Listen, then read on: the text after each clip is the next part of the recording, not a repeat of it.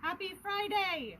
It's the last one for a while, guys, so come on in because this one is going to be legend. I hope you're not lactose intolerant because the last word here is dairy. So we are here in beautiful Charlevoix, Michigan, here on this glorious day. I've got Justin behind the scenes running the camera for me today, so we can present this beautiful piece of property, beautiful piece of history that was built in 1918, believe it or not. And we happen to be at the 1918 museum. This is really Linda's most favorite part of the castle. She has a lot of her collection here. You'll see some really cool things like the original mouse traps. You'll see some toys, you'll see some items and memorabilia from World War I. So this place was built, you can kind of scan around here and see this place was built in 1918. And all of the artifacts and all the toys that you are going to be seeing today are going to be from the Sears Rosebud catalog from 1918 to 1919, 1920. So I hope you enjoy it. I hope you're going to have a great time. I hope y'all are joining in today. We might stay a little bit longer than 30 minutes today. I've got my very special guest, which I'm excited to introduce you to. He is the owner here at Castle Farms. Does a lot of business with Randy's Toy Shop, a really good friend of ours, has been for many years, so I'm excited to introduce you. Come on in. Take a look at this really cool door.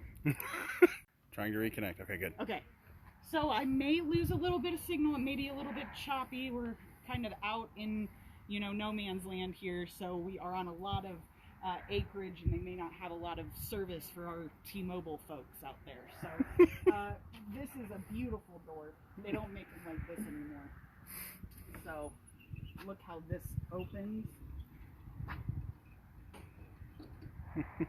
Beautiful, isn't it? Come on in. This is our dear friend Richard Mueller. He has been working with Randy for years now. Randy's been a little over 20 years. A little over 20 years. So Richard here owns Castle Farms. Him and Linda, go ahead and tell us a little bit about the history and what made you buy the property. My wife Linda actually bought the property, and she owns this property and has directed the direction that this property goes. But it's a historic property built in 1918. It was part of a 1,600 acre estate by Bill Gates of his day, who was Albert Loeb, and he was the president of Sears and Roebuck, and this was his model farm, and we are in the blacksmith shop of the model farm, which is now our 1918 museum, and that all the artifacts that are in here are items that were sold out of the 1918 Sears and Roebuck catalogs. And I think one of the big things that you talk about here is the different toys that were made in 1918. The children played differently, and that we'll just start at some of these showcases and talk a little bit about these toys. Absolutely. So you also mentioned too that you guys had to do a lot of restoration to this particular property too when you purchased it. How long did it take you to completely restore? Well, we started in 2000. It took 5 years to get it complete. Of course, we continually do work on the gardens and upgrade and add and change a little bit every year, trying to make it nicer and nicer. Yeah, you're adding Hungry Ducks Farm. Well, there's a farm that Linda has also purchased that is about a mile away, and we will hopefully you can come up and feature that. We hope to open. We plan on opening in May of next year. Perfect. And that'll be great for the kids. There'll be a lot of activities there that you can do. A museum for toys and children's items there as well. So yeah, just pick out a few of these toys too in these cases. Well, I'm interested to learn. You actually could purchase a little pellet gun that shot wooden bullets. It was made by Showanut, called the Big Game Hunter. And you can see the little mini rifles, and you would cock them and then put a pellet in it and shoot the targets, and so that's a fun activity you could do with your children. Yeah. Right below it are some of the pull toys that were made. This is over on the right are those ducks, are toys made by Stife, and that were featured in the Sears catalog. Also next to it would be one of the Dayton pull toys, so we like the duck, so we have the duck there. And you can sort of see that they actually had some steam toys. You would actually get them, add some oil to it, and it would create steam, which would then do a propeller, and then you would do that and take it around a pond. Wow. And those hard to survive because sometimes they would sink in the pond and then hard to get. And below it you'll see some of the early Tinker toys. You've got Siren Tinker, you've got Tom and Tilly Tinker there, also the Jumpy Tinker toys. I know that you have what seems to be, at least from some of the things that you've sent to us, what seems to be your favorite are like the gong bell pull toys. You like the wooden, also the metal bell toys that are seem to be dear and near to your heart. What I like is Linda would go into my collection and then she would go shopping and so she would take out of my cabinet and put it in hers. But we do have a gong bell bell toy right here. It has it was again featured in the Sears and Roebuck catalog. You also see some Wolverine toys and even the crawling bugs here that was made by I think it was the Amy toy company. Mm-hmm. Got an erector set from 1918. Fantastic. And then we also have our Gibbs toys. We have the, of course, the Gibbs Jumbo Elephant. You will also see these other toys here that are made by the Groper toys, and they're in here. And you'll see the cast iron toys. Some of them are banks. They were made again in 1918. Oh, I bet that candy corn's delicious. Well, she restocked it. Oh. If you know what I mean. I was wondering. Over here you'll see, again, another Dayton Friction toy. One of the horse wagons so that the kids would play with interactive toys. Mm-hmm. I think it was the American manufacturing company who would make that milk wagon. And then a couple of the roly-polies that I think were made by Showinut. And then again, she has, you know, you'll see these dolls that were featured in the Sears and Roebuck catalog. And sort of interesting, we've got a baby rattle there. So that's actually an original baby rattle. So, you know, just sort of fun to look at.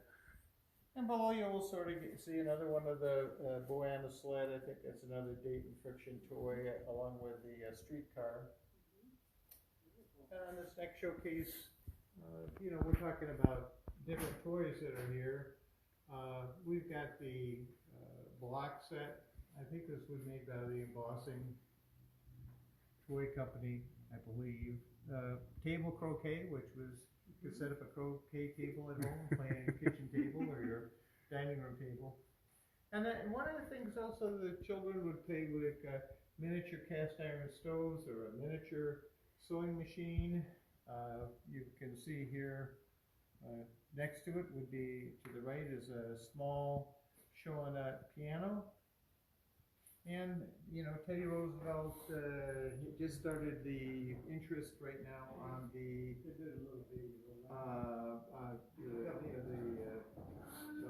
teddy bears. And so you'll actually see some teddy bears in here. I think one of them is the Stife. Or you could get a little miniature cupboard. Yep. You know, a doll cupboard. So they had quite a display of the toys. You know, so. And it's the kitchen, the miniature kitchen stuff was literally just like the kitchen, the normal kitchen items. Correct. But miniature, it was fantastic. Now, don't make them like that. You know, has not too much toys here, but she actually has a mousetrap collection. And so most of these mousetraps were sold in the Sears and Roebuck catalog. And, you know, every year people try to come up with a different way, you know, a better mousetrap. And some of them catch the mice live, and some of them would actually kill the mice, which we did. That one's my favorite. I think that's just so simple, but yet a brilliant idea. They can't get back out of it. They can get in it, but they can't get back out because the nails would not really feel good. So, but I think that's just a hoot. That collection is definitely one of my favorites. And then we have quite a few, you know, I really like trains. Linda actually bought these cast iron trains. I think a lot of them were made by Denver American Hardware. You know, Sears did not often identify the maker of the toys they sold. They would just say cast iron train, Right. describe them. Right. But they did sell these two different sets of American Flyer wind-up trains.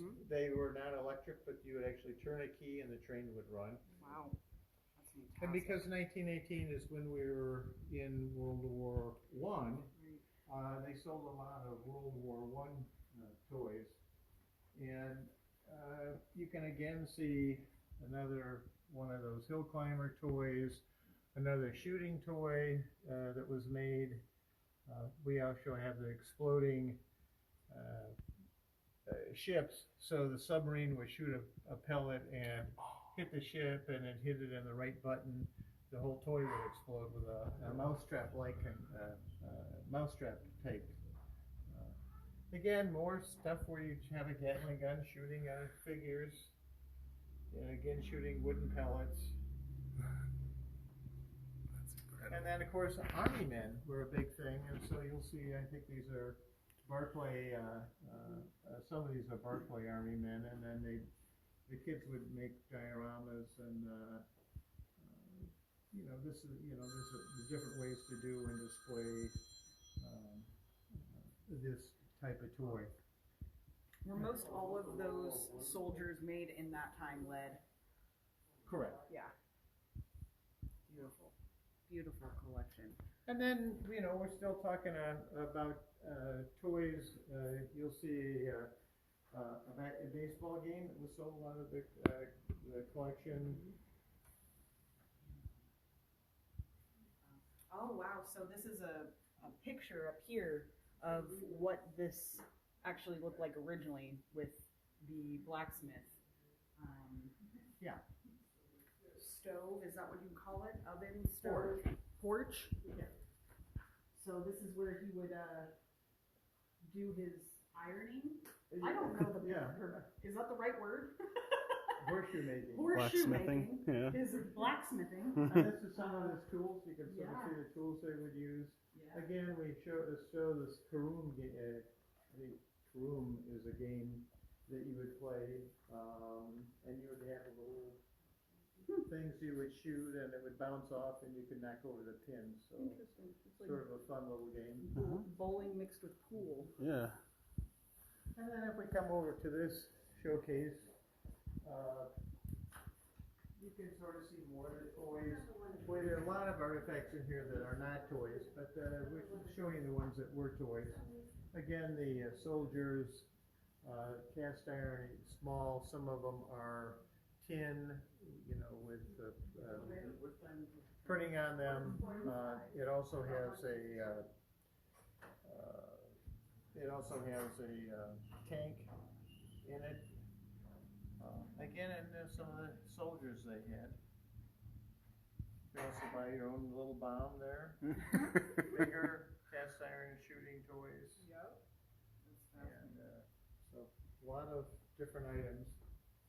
Now at Charlevoix, we had one of our soldiers. This is actually the uniforms that they would sell out of the Sears and Roebuck catalog.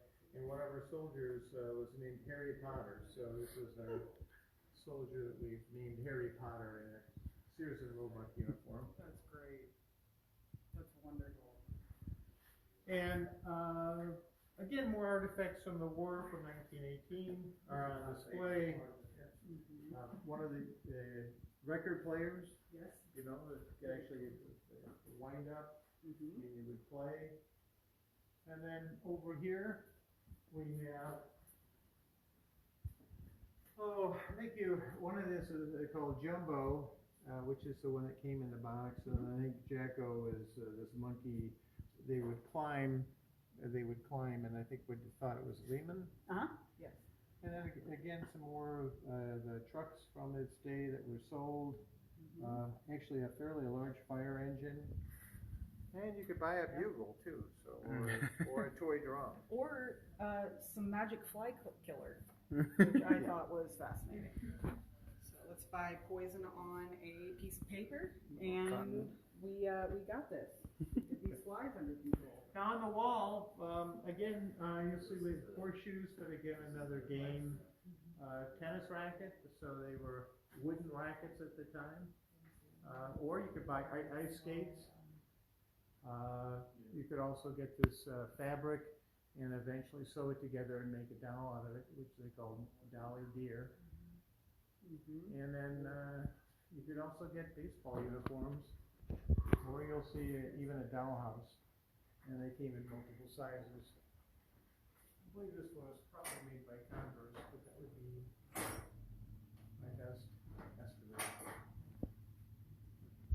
So this is this is pretty much the toys that we featured in the 1918 museum of Castle Farms. But Castle Farms is a little over 40,000 square feet. It sits on 65 acres, and it has these incredible buildings that have been restored. And in it are interspersed collections that have even more toys. Yeah. Probably my favorite, of course, is that we have the largest collection of outdoor G-scale trains running in the state right now. And with the weather changing all the time, not all of our trains are running, but when it's in full swing, we'll run over 45 trains. Wow. You get a chance to walk over there? Absolutely. Well, you are known as the Train King. Well, thank you. And you definitely are known, especially in Mississippi, where you also have a museum in Long Beach, correct? That's correct. After you, sir. Where you can go and see a majority of his collection there as well. So there's ride-on trains there. Yeah, let's race down here. We're doing a major restoration right now of our G-scale outdoor train. It's more of a traditional train, and we've got He's following you with your Casey. finger. We've got Casey Butler. Is restoring, building some new mountains for our layout. It looks fantastic. I think he's done a really good job. He's right over here. Hey, Casey. So you can. So yeah, we'll be able to see his layout of his train collection that he's had here for quite a while. Largest collection, he said, of G-scale trains. So if you're into that, you definitely need to make your way up here to Charlevoix. It's a beautiful piece of property up here that definitely you can spend an entire day here. Hey, Casey, we got you on TV here. We're having you on film here. Yeah, I do Toy Talk Live. So you're live showing how you're making this amazing mountain. Can you tell us a little bit about some of the work that you do here? Yeah, as far as like building the Yeah. mountain itself. Yeah, well what I do to start off with is I take chicken wire and I can go ahead and kind of frame everything out how I want it to look. I do a quick sketch first and then I frame it up with that. I take 6x8 pieces of burlap and run it through a cement mixer with a real thin stucco. And then I put that on and pull it through with wires and kind of twist it up. Oh, give it wow, shape, yeah. let it dry, and then I come back through with another coat of stucco, but I dye that with a charcoal and put that layer on, and then the third layer I do with a brown tip. And then what I'm doing now is going back through and kind of sanding it and blending it all together. It looks making fantastic. ledges for hikers and That's things so like cool. that. Little things like that. Add more detail and Yeah, very nice. rock. How long did it take you to It do usually this? takes about a week. Oh, nice. 5 Not days or bad. so. Not bad. It just all depends on the weather. Yeah. You know, as Yeah. long as you don't get rain. True.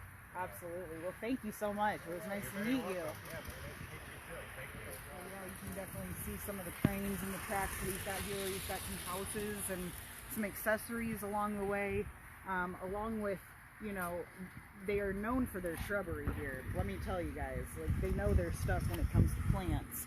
And I have never seen little trees like this in all my life, but they are the littlest trees. They're Miniature. real and live. And those are all Fascinating. berry trees, so a lot of these are your standard perennial greenery, but we cut them to scale, to the G scale. Oh, That's wow. So you can amazing. virtually do that with almost anything. It's Wow. like a bonsai. Yeah. That's cool. That's great. Wonderful. Here, let me take you upstairs.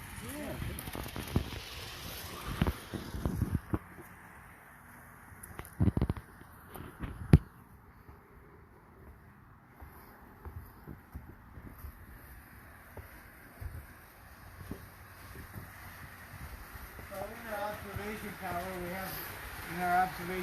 we have running trains, Oh, you got a little bird's nest up and there.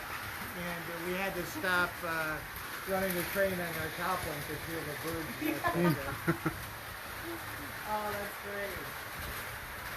So you also hold weddings here too. How many Right. weddings a year would you say you have? We do over 100. About 100?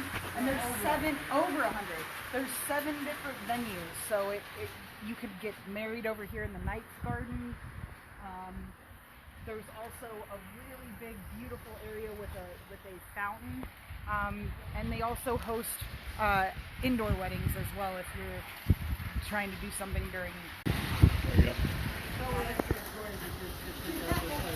Yes, that's so fun. We kept the kids at home this weekend.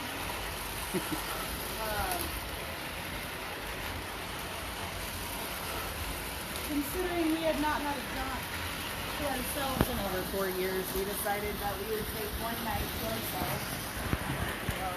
Make sure you But forget. our little boys would love this. Look at that. You would love that. Up here we have our elevated train. Nice. We go around our hedge maze, and you'll sort of see them running around. Your bear? You had a bear, Oh yeah, a bear we statue have one here, so you can see them. And then we'll put trains, but also we'll put some. We're not afraid to put a raccoon on the tracks. You see a raccoon going right here.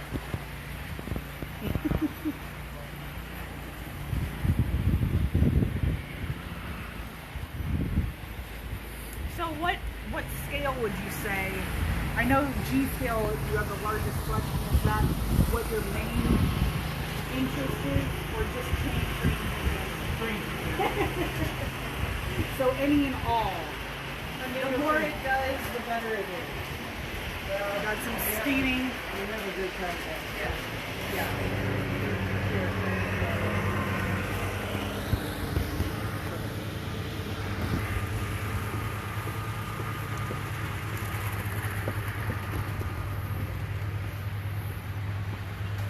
Really cool. I love how it's on top of the edges. Come on with me. We'll show you the HO train. Amazing. This would be a fun, like, haunted house layout for Halloween. Then we have our elevated GCL train. And we have a completed HO section.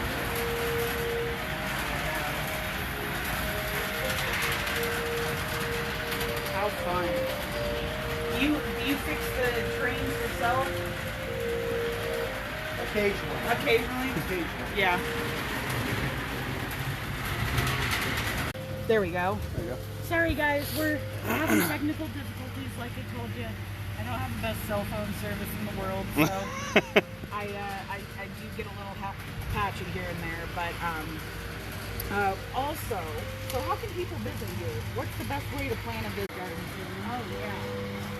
So the alphabet garden is something that Linda came up with, and it's great for kids. So basically what they do is they pick their letter of their name, and then they can find the flower that starts with that letter of their name. So she said she had a really hard time with X. Exanthemum, I think is what she called it.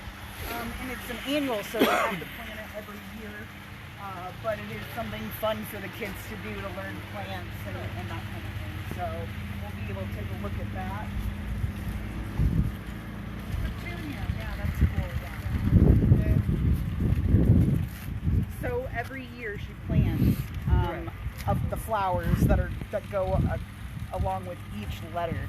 So I think that's pretty fascinating. So the kids can learn what. And they can find the plant that corresponds to their initial. It's awesome. That's great. So of course I'm Richard, and so You got the rose.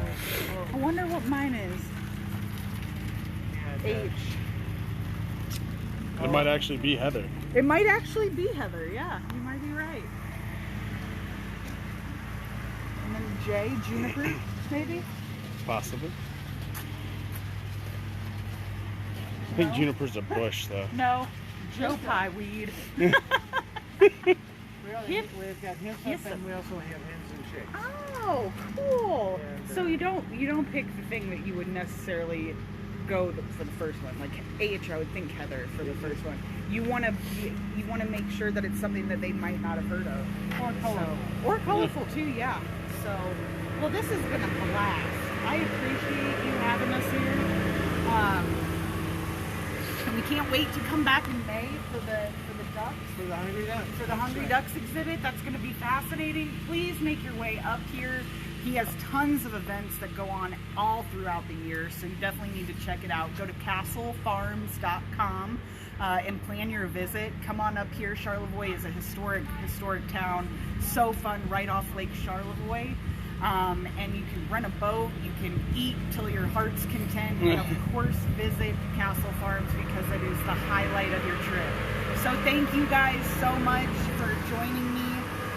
Thank you, Richard, for letting us come up here and kind of, wrapping our season all up with this. It's been a great 31 weeks in total that I've been doing Facebook Lives, and you guys have always been great in supporting me. I'm going to take a sabbatical for about 6 to 8 weeks and come up with some good content for you guys and try to get some great toys and different opportunities for you guys to learn about some great toys. So thank you guys. We look forward to restoring your memories, and we will see you soon.